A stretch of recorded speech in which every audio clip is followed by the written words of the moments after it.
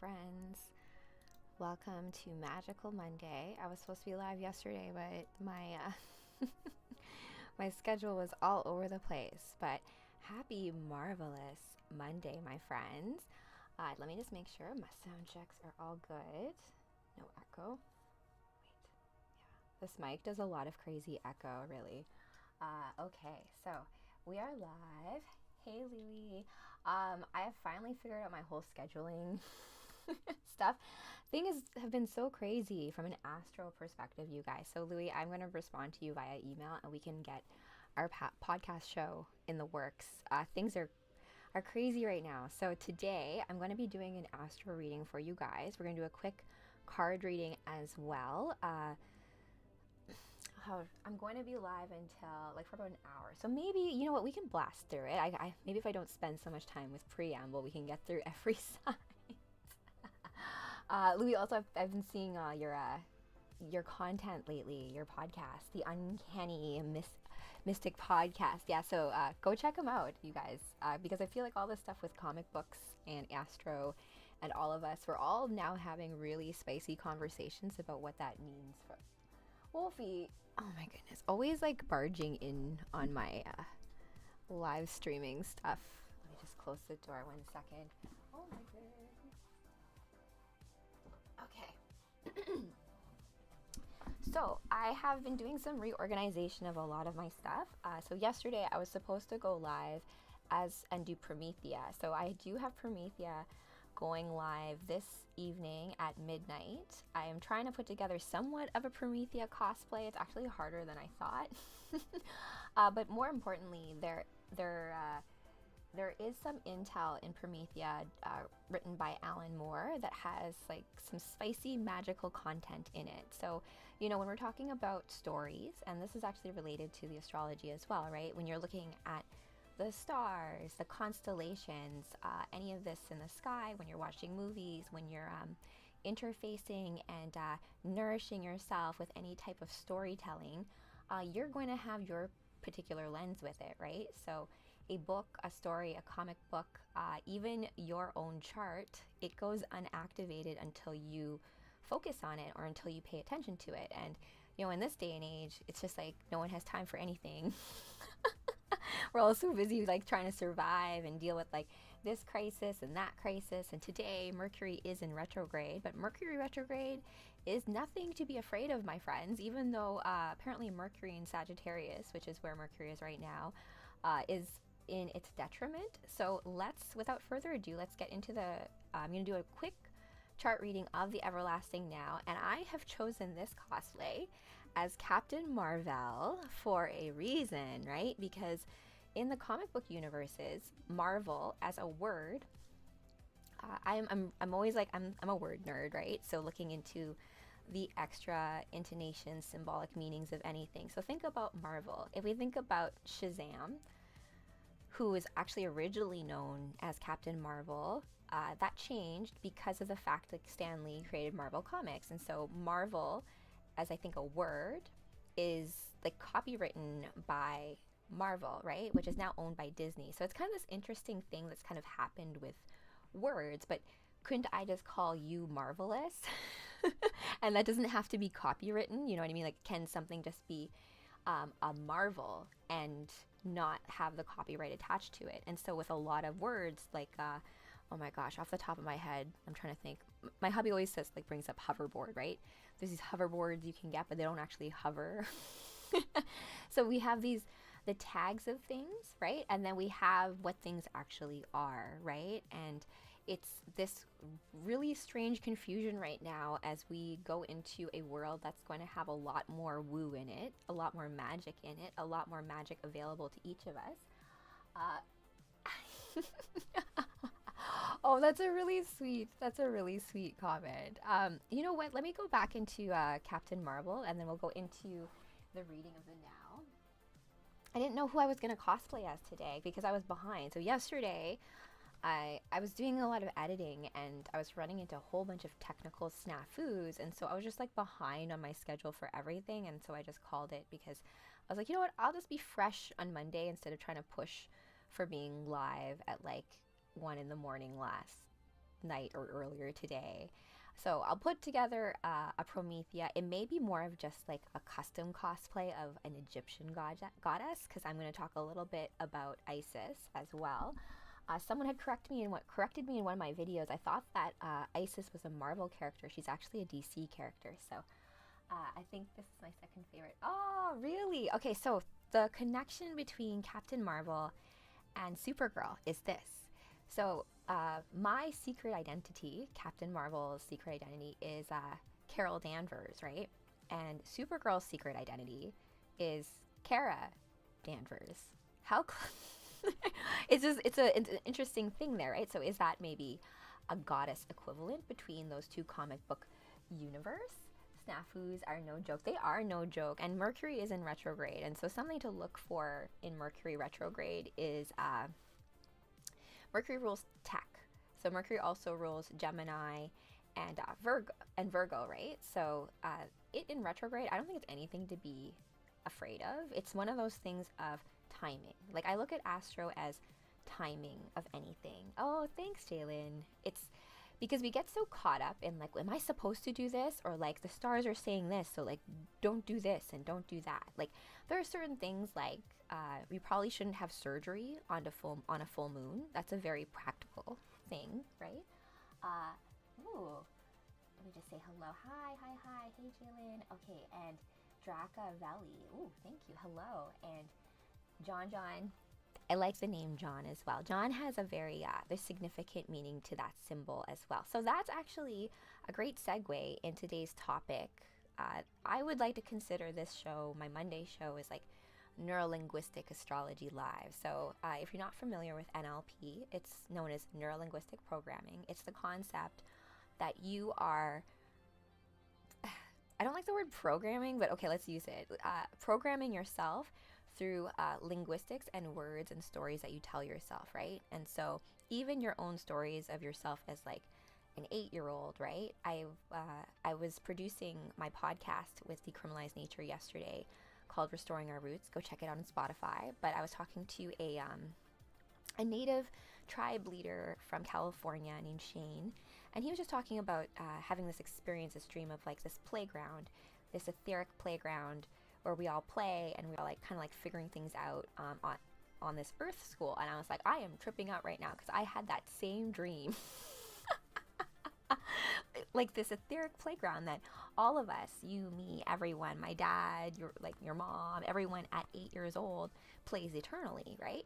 And we like just like on the playground, you like play different games, and some people are trying to force you to play certain games and have these rules. So it's all of us trying to work things out on this Earth realm, right?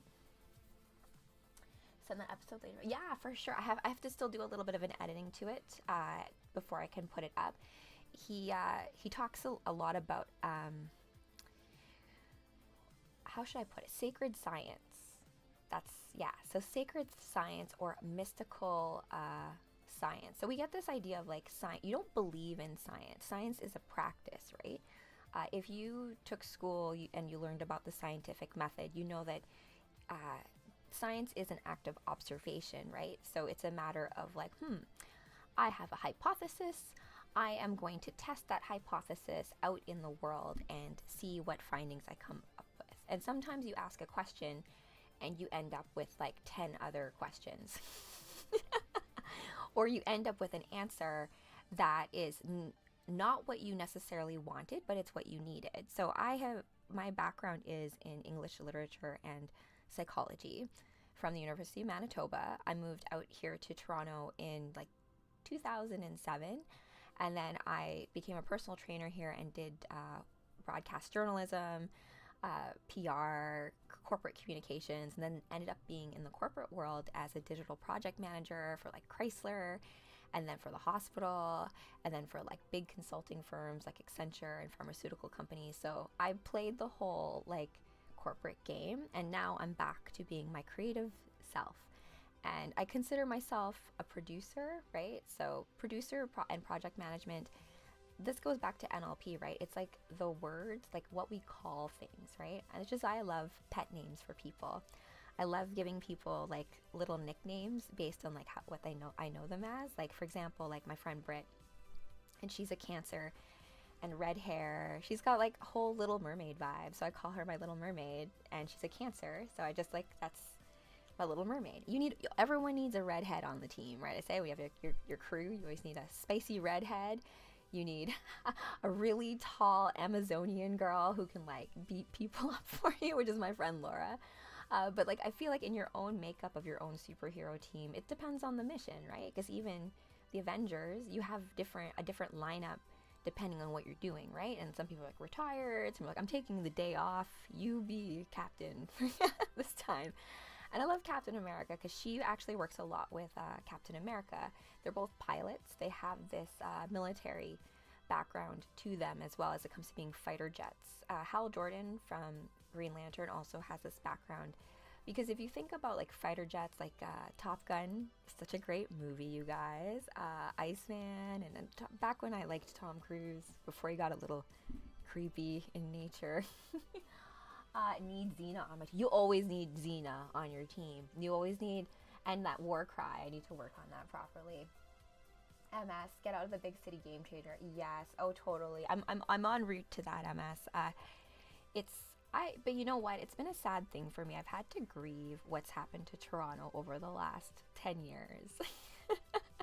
Because when I first moved here, I got a job in like 1 week as a go-go dancer at government. I got like a job bartending on College Street at this cool club that used to have like indie, like just DJs come in and like bring their friends. It was such a different vibe when it came to like that whole world. And then of course I got like wrapped up in the whole corporate game, and then I was chasing promotions and stuff, and I'm like, what am I doing? And I will tell you this, you guys, no matter how many promotions you get, no matter how much I went up in manager, this manager, senior manager, global manager, whatever, it's never enough. And also in Canada, the amount of taxes they take on you and your bonuses is actually obscene. They're like, oh look, you're gonna get this, but by the way, we're gonna tax half of it and give it to the government. Was it Comfort Zone? Actually, you know what? I never really went to Comfort Zone. Did Comfort Zone have go-go dancers? Comfort Zone's like after hours, right? It's the place you would go to afterwards and like, you know, vibe to the music and stuff. And so that's why like my hubby is a DJ. I love music. I'm a Taurus too, right? I feel like anyone with Taurus placements, you love music on this like deeper level, like where you can feel it, and like sometimes there'll like be lyrics in the song and you'll just like start crying to it because you're like, how did you know? That's how it feels like, right? And that's part of what art is all about, you guys. Yeah, you sing. Oh, that. Yeah. So, and also something to think of, you guys, too, your throat chakra, and your 7 chakras. Oh, I'm going to get into the Dragon Warriors as well, because if you think about the colors of the rainbow and the colors of your chakras, they're kind of related as well. So your throat chakra is actually ruled by Taurus, and it also is like a cerulean blue color. Your third eye is also blue, but your throat, the vibrations from your throat, it doesn't even have to be singing, but there's this concept of like releasing your throat chakra. So like to scream, to yell, to be able to like let it go, like that movie A Quiet Place, right? Can you imagine, like, I forget what movie I saw where like it started to rain. It was all that thing where you couldn't say anything because the aliens would hear you and come get you if you were too loud. But like the act of just screaming your lungs at the top of a mountain. And even in musical theater, when I was in musical theater, I got to do Les Miserables, and there's a song in Les Mis. Do you hear the people singing the songs of angry men? I can't remember the lyrics, but everyone's singing that all together at the same time on a stage is like something freaking magical, because to hear the vocal cords live, I also love, like, I'm from Winnipeg, right? And so in Winnipeg, there's a lot more of like indie coffee house shows where like someone will play their guitar and just like sing, and you'll just like vibe along with it, or like friends who would sing, or people in bands and jamming together, and just this creative process of like, where do tunes come from? Where does that hum come from? So things have become so over processed in our like Spotify, right? I always, the mix that's on Spotify, the song that's on Spotify, like for example, Ocean Drive as a song. I'm actually working on a choreography to that song by Duke Diamond. that's how you say his name. But the Spotify version of Ocean Drive, even though it's got all the same beats, I'm like, this doesn't sound the same as the extended mix that my hubby has. He also has a disco remix. I'm not going to use that one, but that's all to consider. Like, a song can have many remixes, many ways that it can be ingested, be you know, interfaced with you, right? So maybe you like the disco remix, and that's because you like that vibe, that frequency resonates with you. And I think that's all for us. That's the joy of life, right? To be able to taste and sample and realize all these things and be like, oh my gosh, I never knew that I really loved this song until you introduced it to me, right? So same thing with comic books, same thing with all that kind of stuff. 1980s music. I love the 80s, you guys. I'm from the 80s, so I love old like synthwave tracks, you know, or like old love songs, old love ballads, like Vanessa Williams, like Save the Best for Last kind of stuff. Crying along to like old love ballads and stuff.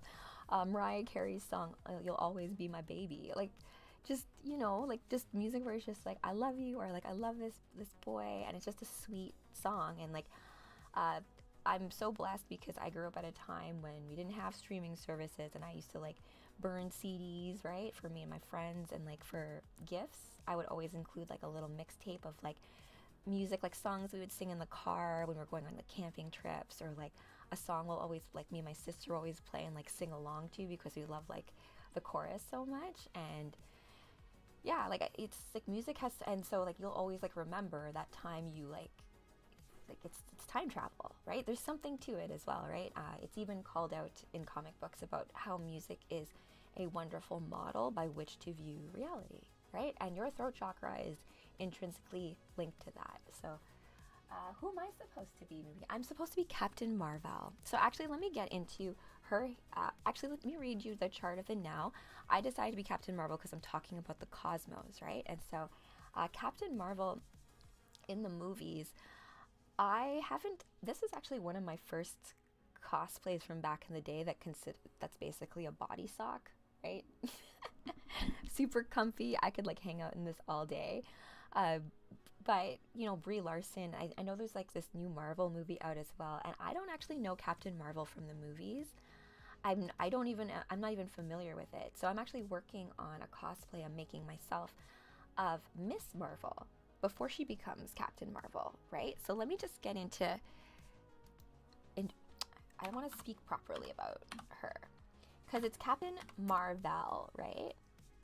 There's like an alien involved. Space cosmic alien. That's why she's supposed to be super powerful. Let's see here. But I wonder too if the movie has almost like retroactively influenced Captain Marvel's see here. Are the drinks that stiff? Okay, hold on. I'm gonna do, I actually like this version of her. I'm also doing this on YouTube, so let me pull up my screen share for this. Let me see here. All right, guys. So I'm gonna do a chart reading, a chart reading of the Everlasting Now. I just wanted to let you guys in on who I'm supposed to be, which is Captain Marvel, because I'm going to be doing another version of her.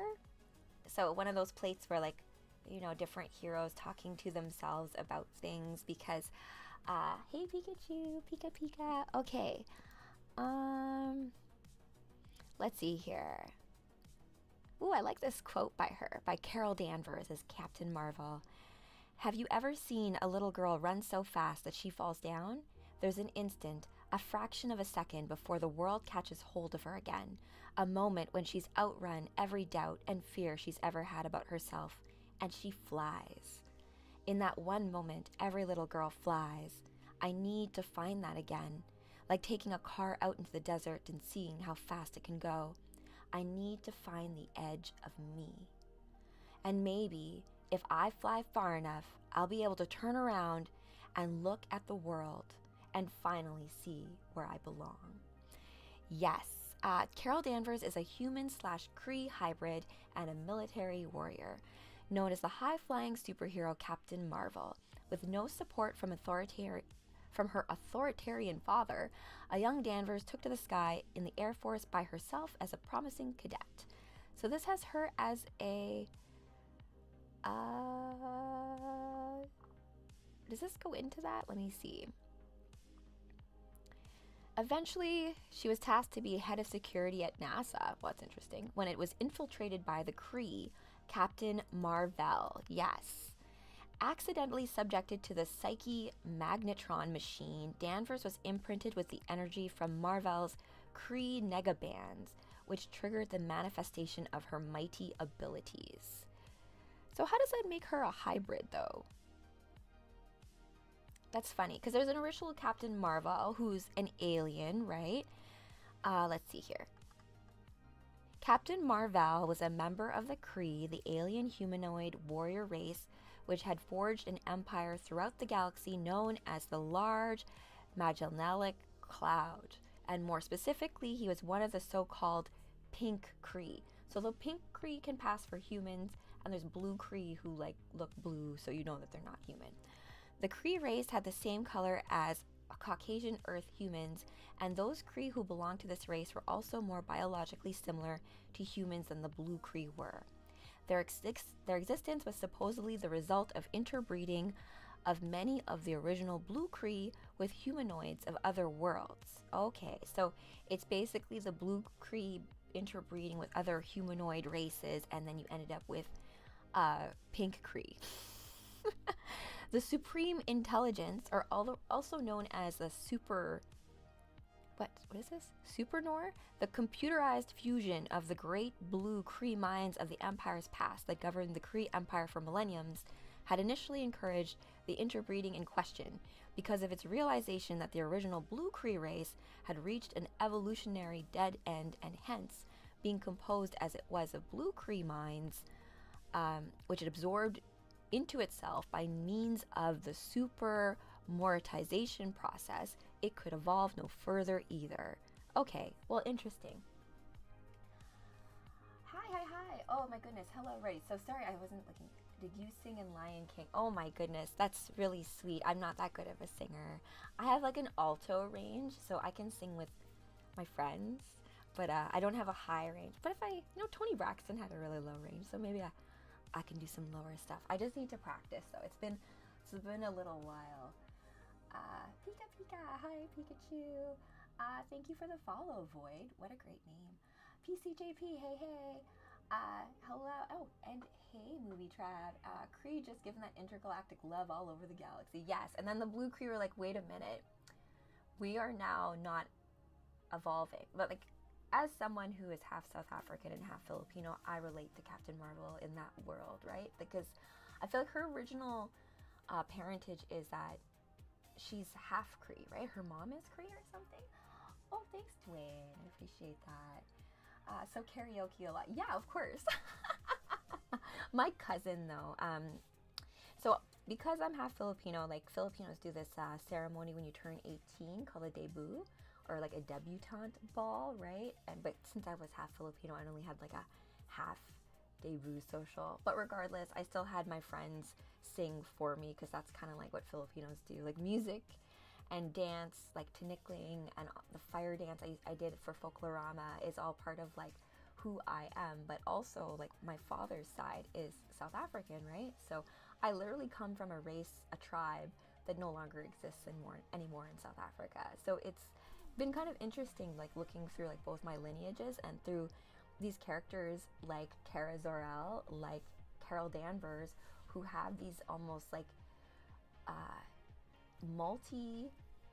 multi-layered origin stories, right? As to like, okay, like, but then where do I belong if I'm like one of a kind, right? And I think all of us have that, because you are all one of a kind. We're all very unique. You can say that, yes, like, I'm Irish, or I'm South African, or I'm Filipino, but these are all just ways of describing you.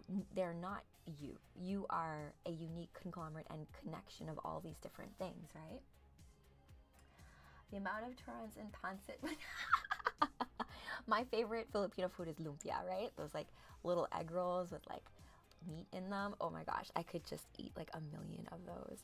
I was also looking into how to make proper Filipino soup as well, because my mom teaching me Filipino cooking, she was always just like, "You're doing this all wrong. Get out of here." I'm like, "But mom, you're actually teaching me how to do this." Oh my gosh. Okay, so yeah, I'm not gonna get too much into more of like Captain Marvel. I just wanted to bring up this cosplay because I'm working on the cosplay that comes before this. So Miss Marvel, right, with the black and the lightning bolts and the mask. So she's actually in my X-Men versus Avengers book. So pre this Captain Marvel, and I think that she deserves a deeper look into her character arc, because I think unfortunately, because of Brie Larson being the embodiment of Captain Marvel in a lot of the live action, she's not really like a likable character. And also she's brought in like this whole like weird feminist thing, and like kind of an interesting thing if you say like, if you're an alien, maybe you're not really like man or woman, you're like alien. But embodiment of energies is a different thing that we can talk about, right? So let's go into the chart reading of the Everlasting now. Thank you guys for joining me. I'm going to be on a bit later. We'll do a comic book reading tonight as Promethea. So that was the one that was supposed to be yesterday, but because of my whole like schedule being all over the place, and also I think it's because on Saturday night, you guys, I was like way late with you guys finishing up that comic book read. So I've been trying to do my due diligence and like editing everything, but the technical snafus, as I said, got to me yesterday with trying to edit things and like rendering it out. And it's like, okay, it's gonna take 20 minutes to render out. Rendering it out gets an error in the last 98%. I'm like, my God. It used to be when I used to project manage, animations and stuff. And I remember one of the girls I used to animate with, well, I didn't animate, she was animating for me. A client would be like, okay, I have a small change. She's like, okay, Rachel, it's take 1 hour to do the change and 8 hours to render it out. I'm like, okay, so what am I supposed to bill the client for render time? But that's all like, that was like my whole other life of project management, right? So I'm taking all of those skills and bringing that to, let's say, more fantastical things, right? So let's say you want to learn how to fly by using the Earth's magnetic fields, right? Because I think that's actually the key to flying cars, the using the Earth's magnetics to create like almost like a cushion, and that will be the way you can kind of control levels as well. Oh, thank you. Thanks, you guys. It sounds complicated. It is complicated, but you know what? I think anything that seems complicated, if you break anything down to its smaller parts, is always manageable. It's why in project management or in digital project management, if you're building software, we usually use like sprint planning, right? You do everything in chunks of 2 weeks of sprints, because if you take the larger project, like eagle eye view of anything, that can seem overwhelming. And you can kind of look at that even in your own soul journey as well. You can, let's say you have an experience or a breakthrough experience or an aha moment, something comes to you, gnosis, and you're like, oh wow, that's great. But then it's like, wow, that's really overwhelming, like to change the world, right? Or to build something new, or to be in total service to what it is that you were meant to do here in this lifetime. It can seem super overwhelming in that eagle eye view, which is why you can use that opportunity to break them down into its smaller parts. And then when you look at each smaller part, it can be much more manageable. And then for each smaller part, you can maybe ask friends or those who are very, very expert at those parts of it. So like in project management, just like picking out like the pieces that someone's really good at and having them do that, and not in a way like assembly line, right? Like there's a saying that only project managers think that they can take like 9 women and let them have babies in not 1 month, right? It's not, you need 9 months to make a baby. You can't just swap resources and have it work out the same way with timelines. And so the same thing kind of goes with like, let's say, managing your own life. It's like it's not as easy as it should be, because we have a lot of extra complexity that has been like dropped in from external sources. I'll give you an example, like the concept of like licensing, right? And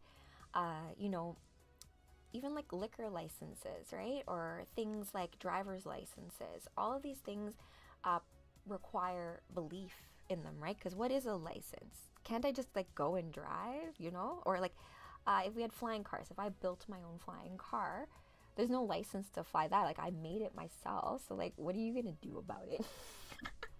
But I think there's a key there in that, you guys, right? In terms of your own creations, you have the opportunity for that.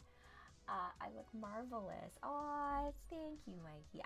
Mikey likes. I think later I'm going to talk a little bit more about copyright and names and calling things in and like brand names. Like for example, like Tesla.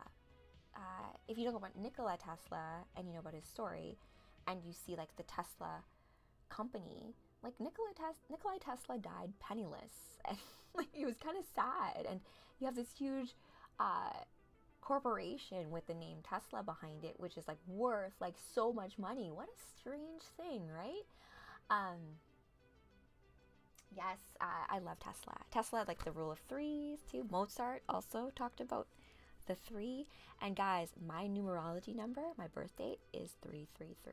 So I would recommend all of you guys look into numerology as well. Like I do primarily Astro, but that is merely one lens to look at reality, you guys. That's the way I kind of look at it. It's not about believing in astrology. I'm just simply saying like, this is where the planets are right now, and energetically interfacing with it, this is how I'm going to read it like a story and interpret it for you guys. And you can choose to vibe with it, and if it doesn't, maybe it's not meant to, and that's cool too. And I think that that's what we need to have a little bit more flexibility with ourselves and how we are like navigating ourselves through life. They don't let me mention, oh yeah, the free energy thing is a huge one, right? And the land and the whole concept that our earth actually has such an abundance of things, and it's like a fake scarcity matrix created, right? And then causing us to be fearful of Mother Nature instead of learning how to work with her, right? And in synergy, instead of like fighting against her and like trying to tame her and stuff, right? Okay, so let me get into the chart reading. It's 2:02. I'm gonna be going for another 30 minutes, and then I'll do a card reading for all of us, just to get us grounded. Let me just pull up the chart now. And if you want to see, you know what? I have this little tool here, so I don't think I need to actually screen share.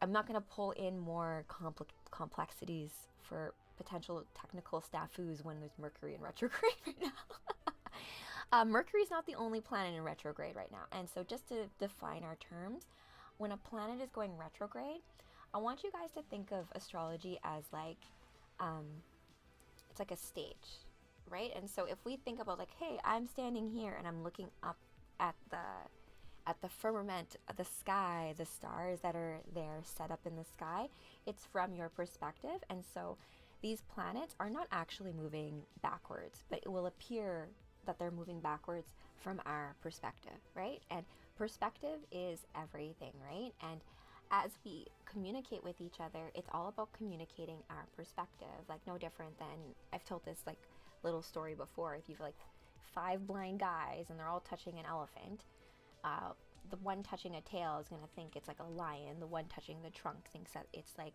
an anaconda. The one touching the leg is like, maybe this is like some huge rhino. So, but maybe they're not all wrong, right? Because if maybe that is a piece that is a rhino. And I think that's why I love dragons so much, because dragons are also supposed to be considered a conglomerate of different animals as well, in a magical kind of way. And so this idea of all these different perspectives can be true at the same time, and yet we can inform each other and have the higher truth with a capital T with each other, giving in our own puzzle pieces and our own threads to the grand tapestry of everything, right? So your threads are very important. So it's important to know that you're dealing with yours and not like accidentally dealing with someone else's where it feels wrong, right? And I've not trusted my gut before, right? Where you force yourself to do things that are just not in congruency with you, right? And it feels like crap. And it can be hard to disseminate between being like, am I just being lazy, or am I just being like difficult, right? Am I just being like a complainer? I should just be able to tough it out and do this, right?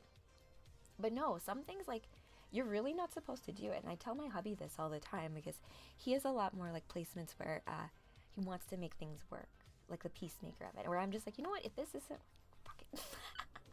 But you also have to be aware to not throw out the baby with the bathwater. I don't even like that terminology, but like any of the work you've done, like let's say you were like drawing something and like you made a tiny little mistake, and instead of erasing it, you like threw the whole painting out. That kind of situation. You don't like all the work you've done thus far. It doesn't have to be for naught. Nothing is done in vain, because even as like you do something that maybe you're not meant to do, like you take a dance class and it's a style you're not comfortable with, there's still something to be gained by that, right? Like I've done many dance classes where they've taught the choreography and I didn't get it.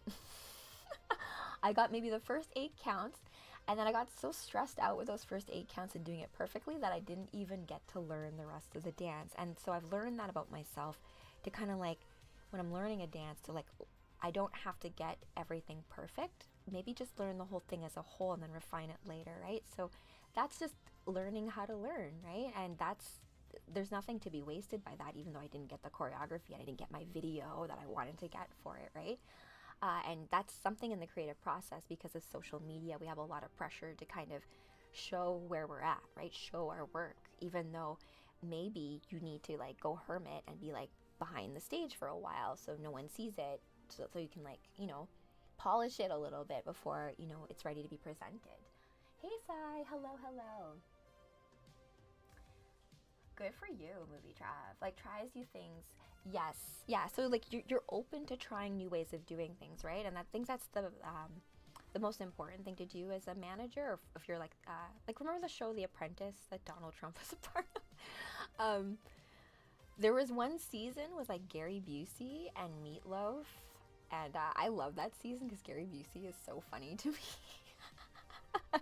Just because he had that head injury, right? So he'll go in and out of speaking profound truth and then being like, what the heck is going on? Kind of like a wizard, you know? Okay, so let me get to the chart reading in the now, just so I can get to the card reading, and then I will be having some links in my link tree to a lot of the things that are coming up. So the Cosmic Comic Book Club, which I'm going to have a place to house all of like the full readings of any of my cosplay readings that I've done.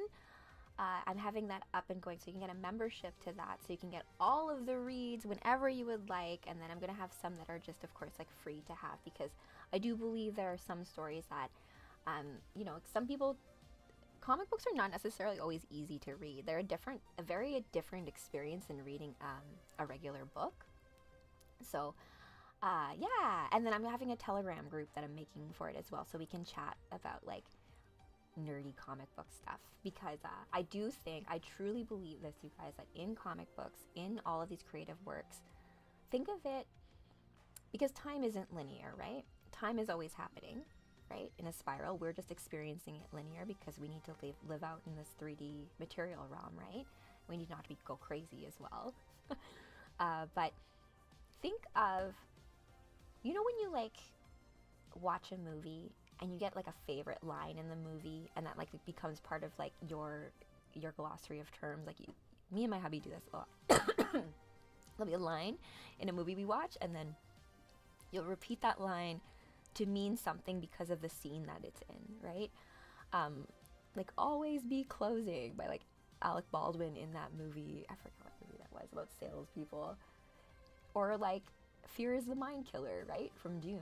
Great thing to kind of like to know, right, off the top of your head. But all of those things that provide resonance to you, I think that they are breadcrumbs for you, by you, from your future highest self, right? So they're just breadcrumbs that have been left for you, because no one can tell you what your favorite movie is, right? No one can tell you who your favorite character is, or why you don't like certain characters, or why certain ones like irritate you. Like, these are all indicators for you to figure out about you and your own characters, and how you navigate things. Because, for example, Jean Grey used to annoy the crap out of me. And then I looked into her a lot more, and then I realized that, like, oh, I'm a lot like her, and then the parts in her that annoy me are actually parts about myself that I probably need to come to understanding of, right? Your own subconscious self, your own unconscious self, where habits live, where we have, like, you know, any kind of, like, I don't want to call them vices, but let's call them vices, for example, like anything from like biting your nails or like nervous tics or habits. These are all things that are behaviors that come from that subconscious place, because we're dealing with things like anxiety or like latent kind of like fears, or just like, you know, just all this other stuff. And also the fact that we're connected to every other human being on this planet and the earth herself as a whole. And so we're just feeling all that all the time. So we numb ourselves with multiple things like sugar and distractions and whatever on TV and alcohol, drugs, any of these kinds of things. But it's funny, your favorite actor plays a villain you hate the whole movie. Yeah. You know, yes. Movie trap. I think that is like some actors are amazing at playing the villain, and for them to play the hero is like a weird thing. I'm trying to think of who I think of. There's someone I was thinking of who was like that recently. But that's all to say, like, stories are a matter of perspective. So from the villain's point of view, the hero's not a hero, and oftentimes villains think that they're doing what they're doing for very good reasons, just such as Thanos, right? Okay, so let's map out all the planets, and then I'm going to give you guys a read for everything. So let's line up the chart. So the way I like to look at the chart, you guys, think of it as a stage. All the world is a stage, and each of the planets for your personal stage have energies or characters or aspects of you that are playing upon it. And so when we're reading the chart of the everlasting now, we're looking at all of us as a collective soul on Earth and what we are dealing with in terms of the energies at hand right now, right? And it's all about timing, because it's like one of those things where, like in dance, right?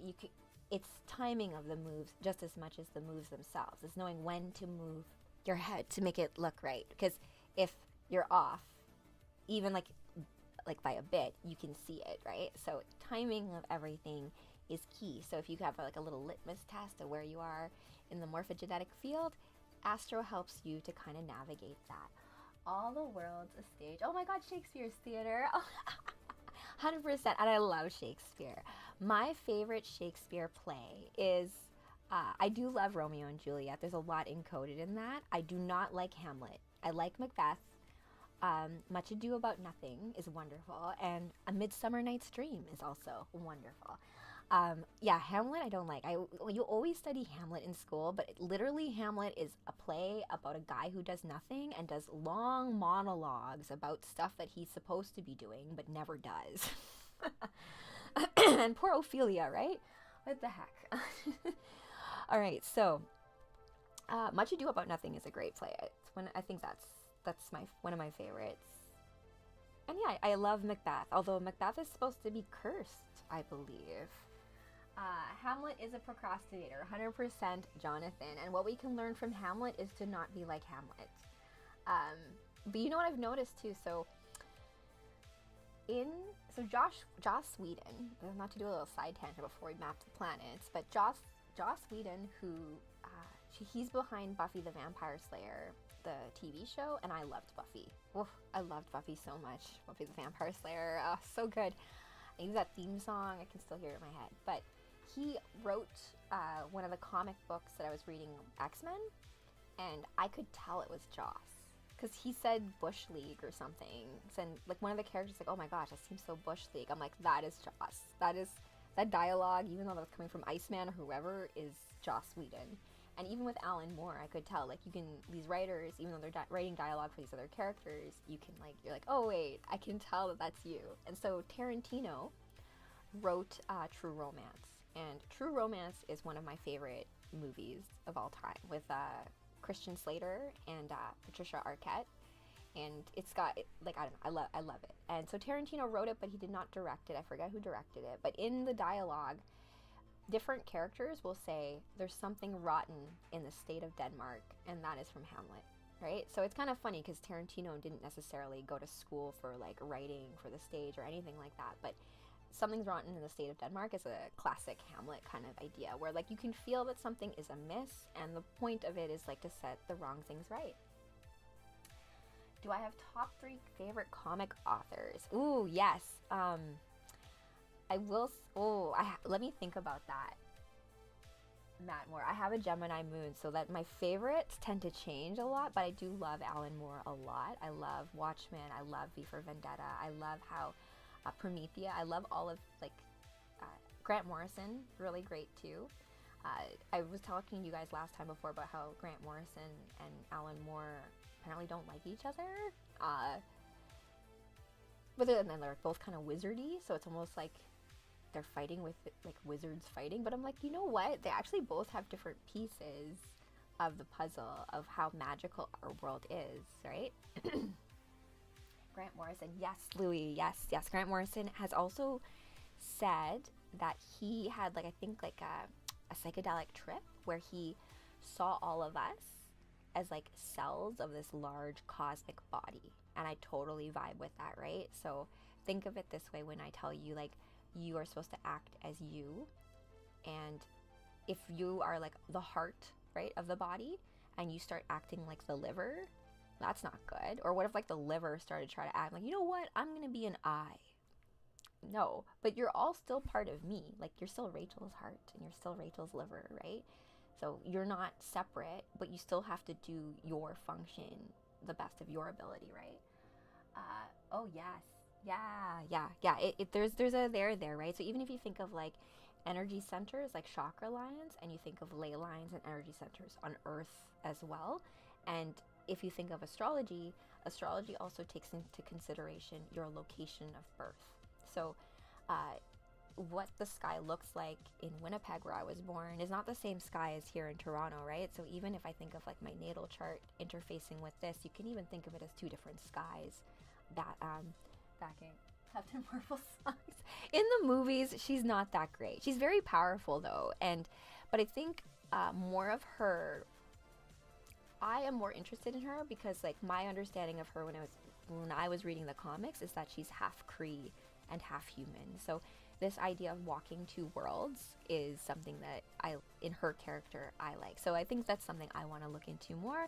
I don't think the movies go into that much. She's too much of like a little bit of like this feminist warrior thing. Like girls can do anything. It's too Mary Sued. Like things need to be earned. Give me my Sarah Connor training sequences, or even in Flashdance, they had a training sequence, training montage, like Rocky, you know, like da-da-da. Before you do the big thing or fight, you like show me why it makes sense that you actually can do these things, right? Okay, so let's read the chart. Alan Moore is awesome. Matt Morales. I've been looking at reading Swamp Thing from him. He loves Swamp Thing. So I actually, Swamp Thing I've read on this channel before. I did Swamp Thing and Constantine crossover. I don't know who wrote it. I don't think it was Alan Moore. But in it, Constantine, like Swamp Thing takes over Constantine's body in order to create a Sproutling, to create the next Swamp Thing or something. And it's cool too because Swamp Thing as a character, like if you hear Alan Moore talk about Swamp Thing, he's like a warrior of the earth, like the Green Man. If you saw the movie The Green Knight, the Green Man in that, the motif of that, even if you want to think of like Osiris, the Blue Man, like Krishna in the Vedas, it's like this idea of being like a warrior of the earth, right? Embodying that. So the masculine aspect of Mother Earth energy, right? So it's cool. I like it. So, and I feel like many wizards, anyone who's dealing with like magic is aware of that as well, right? Okay, so speaking of magic, let's go into the cosmic reading of the Everlasting Now, my friends. Speaking of the Warriors, do you think that they can win the championship this year? You know what? I don't keep up to date with sports these days, but I think yes. Do I even sleep? I did. That's why I didn't go live last night, you guys. I was supposed to do a midnight read of Promethea, but you can get that read tonight at midnight. So we are going to do Promethea book 5, but before getting into that, I'm just going to get into some background about Promethea, because Promethea is a living story, right? This idea of she embodies those who are able to like imagine her, and like also this concept of the immateria is really cool in Promethea. So we'll look into that a little later. But for now, we've got, okay, the sun is in Sagittarius, so happy birthday to all my Sagittarius friends. Sagittarius is very, I've heard an astrologer call Sagittarius almost like the Gnostic sign, in the sense of the arrow and being aimed and always seeking truth. And also to remember, any of you out there, you may not be a Sagittarius, but you may have other planets that are in Sagittarius, and they will be activated at this time for that seeking of the truth. Yes, I'm going to be playing Arkham Knight today. Yes. I actually like it a lot better than Gotham Knights, you guys. Hot take. Gotham Knights is too, I loved playing as Batgirl, but beyond that, it wasn't very good with the gameplay. Arkham Knight is a little bit better. And also, Oracle's in it, and she's pretty cool in it too. So I like it so far. Okay. That is not a hot take. No. The fact that I like Arkham Knight better than Gotham Knights. You know what? I feel like Gotham Knights try to do too much,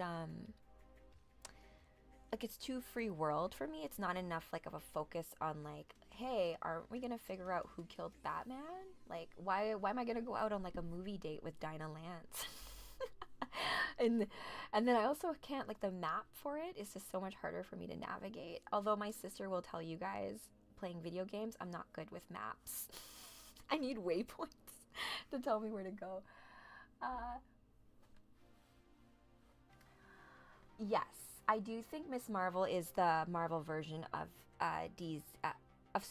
Supergirl or Superwoman from DC, because think of it, the Kree are an alien race, kind of like Kryptonians. Kree, Krypton, they look humanoid, except they don't have blue Kryptonites. But in the cosmology of Marvel, I do think that is an equivalency, because think of it, my secret identity as Captain Marvel is Carol Danvers, and Supergirl's secret identity is Kara Danvers.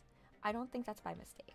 It's just an interesting equivalency. And I think of it like Greek myth, right? Just like Venus and Aphrodite are the same goddess, but also not, right? There are their own goddesses, but they can also be considered equivalencies. And so that is our new way, like, as we are in the age of Aquarius, this less defined way of like, this is this and this is that, but this can also be this, and that doesn't negate the inner, like, deeper truth of it, right? So good luck to all of us as we figure things out for that. So we've got the sun in Sagittarius. I just want to make sure that my chart is okay. Perfect. So with all the world being a stage, if you think of the chart as a stage, when I did musical theater back in high school, when you would do lighting, like let's say you had to do like the spotlight on somebody. So this is upstage. So think of this as like the curtain. This is like the front stage, and this is backstage, right? And so you have curtains here hiding the backstage, and then you have like lights back here as well. So important to note that, you know, whenever you're doing a show, you know, to have a star of a show, you need a stage, you need lighting, you need all these other things to have that happen, right? So in your own chart, you're going to have some planets that sit in the front stage and some planets that sit in the backstage. And if you think about this overall, the signs from Aries up to Libra are considered, let's say, front stage kind of positions versus the backstage positions. And the backstage positions, like Sagittarius, which we're in right now, deal with like larger concepts, right? Where these are more like personal, and then ultimately like a bigger, so Sagittarius, or if you find yourself as one of these signs, right? Anything from Libra to Pisces, you probably are more of a person that is more aware of like the all, right? And have more of like a societal conceptualization to things as well. And I think can come with it a bit of aloofness, which is not always a bad thing, as someone who has a lot of upstage, like front stage planets, and can be like almost like too emotionally invested in things and take things too personally, when sometimes you need to take a step back, breathe before you act. So other things going on in Sagittarius is we have Mercury. So Mercury is in retrograde right now in Sagittarius, where the sun also is as well. So that's interesting, right? Because one of my astrologer friends was calling Mercury as being in detriment in Sagittarius. And in detriment means like each planet has like happy places where they live in the chart, and some planets have, you know, like not so happy places where they are. And so Mercury's not as happy in Sagittarius, and I think it's because Sagittarius is wild, mutable, which Mercury can get along with. It's also fiery, right? And also Sagittarius' shadow side is that it can be almost fanatical in nature. Like religions are ruled by Sagittarius, and so you know, you could have a very core truth to different religions, but things can be also like taken out of hand, like culty behavior, right? Or things where like mob mentality when it comes to a certain idea. Yes, Pisces are very emotional. And did you guys know Superman is a Pisces? And quite a few heroes, like Master Chief in Halo, he's a Pisces, I think. Like, if I feel like Pisces people are also very much aware of like the ancestry of all, like the consciousness of everything. So like from Superman's perspective, being like the last son of Krypton, you're enacting on behalf of every, like your whole Krypton consciousness, right, is enacting through him and lives on through him as well. So Mercury being there, I look at Mercury retrograde for everybody as just being more of like inward. You're going inward as opposed to externalizing. So I think journaling is a good thing to do right now, or talking to yourself, even like leaving yourself voice notes and like hearing yourself back, or drawing, like any kind of internal communication is always best in retrograde, because it's moving backwards. It's about like self-reflection. Think of like retrospective, looking back at past actions, past belief systems, and being like, is this something that I want to take forward in my future self and my future missions, right? Other things going on, I'm going to move, other things going on backstage rather, we've got Capricorn, right? Pluto has just moved out of Capricorn and is in Aquarius. Are you here? Yes, right here on that cusp. And then what else is there? Venus is there too. Whoo, that makes things a little bit easier, I think. Venus is like extra sauce on everything. Just adds a little bit of like ease, a little bit of soothing to anything that's kind of crazy going on right now.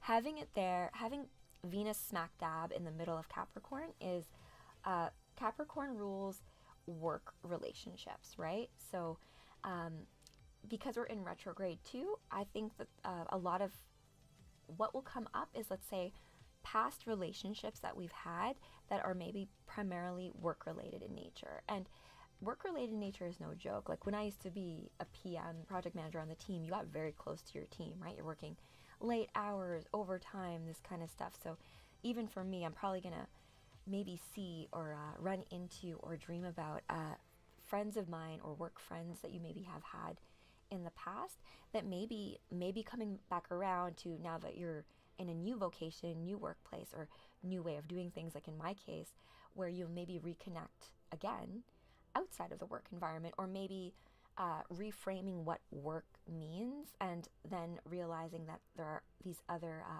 collaborations that are about to happen to help fund that or fuel that. My birthday is December 31st. Wow, that's a very powerful birthday, my friend. You're on the cusp of the Gregorian New Year.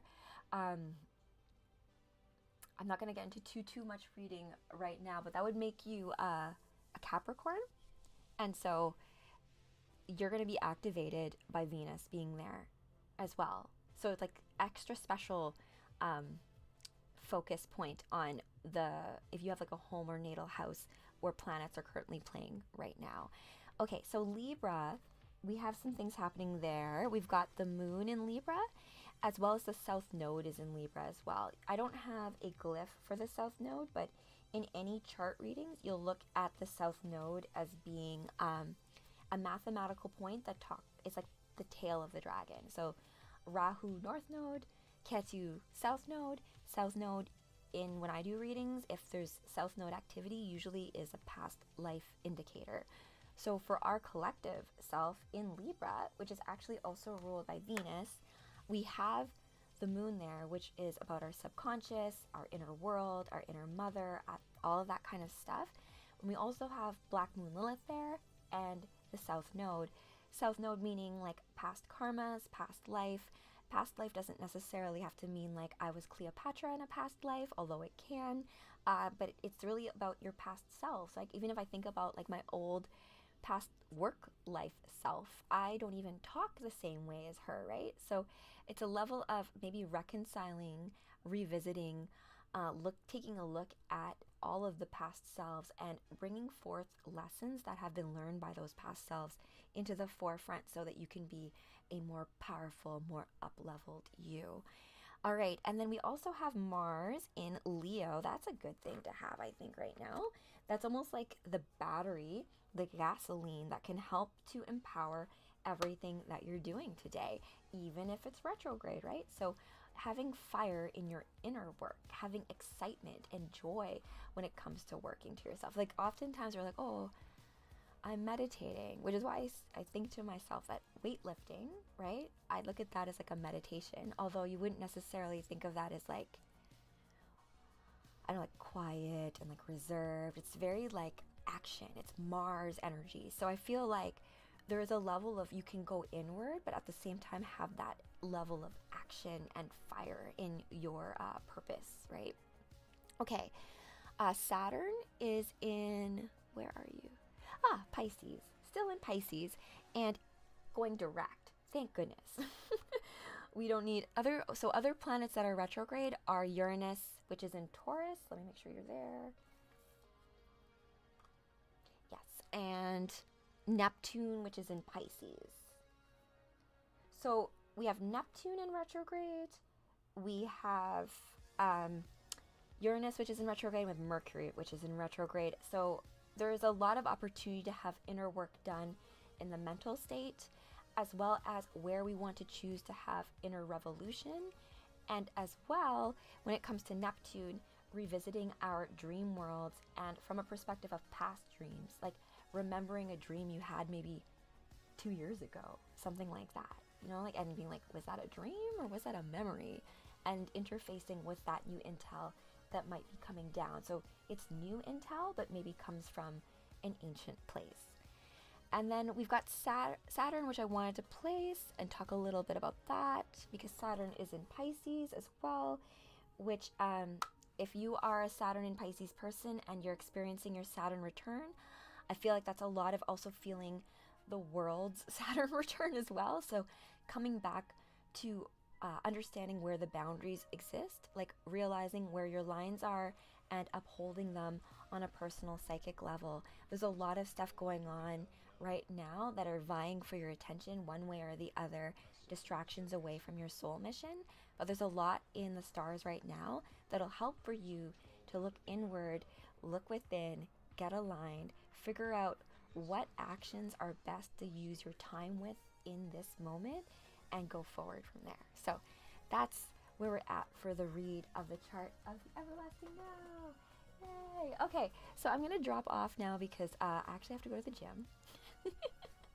I wanted to do a card reading for everybody, but I'll leave that for later because I'll be back at midnight. We're gonna do a Promethea read. I don't know how, like, the cosplay will be Egyptian in nature because Promethea, her origin story comes from, she was a little girl in ancient Egypt who was saved by the gods, and she became a living story and lives immortally as a result. So yay, perfect.